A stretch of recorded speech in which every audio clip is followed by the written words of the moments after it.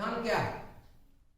संविधान अर्थात किसी भी देश का सबसे शक्तिशाली, सबसे ऊपर का ला, विधि, सर्वोच्च विधि, किसी देश की सर्वोच्च विधि, और यह विधि जिसके अंतर्गत अन्य विधियों का निर्माण हो सकता है, कोई भी विधि इस विधि से ऊपर नहीं हो सकती। अगर वो इससे कॉन्ट्रडिक्ट है, इसको वायलेट करती है, इसके विरुद्ध जाती है, तो अपने आप वो नल एंड वाइड हो जाती है, अर्थात वो विधि के रूप में अपना प्रभाव खो देती है।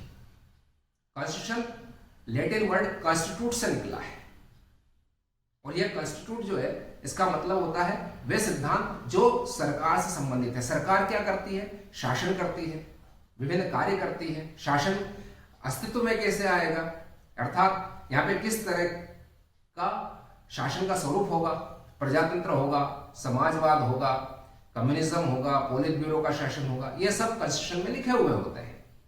जैसे भारत में प्रजातंत्री, संसदीय प्रजातंत्री शासन पद्धति है, तो ये इसलिए क्योंकि कॉन्स्टिट्यूशन ने उसको इनकॉर्पोरेट किया, संविधान में उसका उल्लेख किया गया है।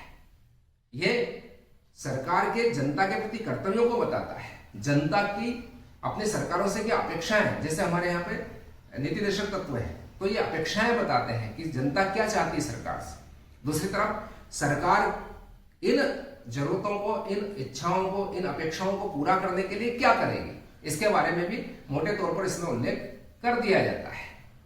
कुल मिलाकर जो संविधान है वो पूरे सरकार को गाइड करता है, सरकार के कार्यों को, सरकार के स्वरूप को निर्धारित करता है। विश्व में बहुत कम ऐसे देश हैं जहां संविधान नहीं है।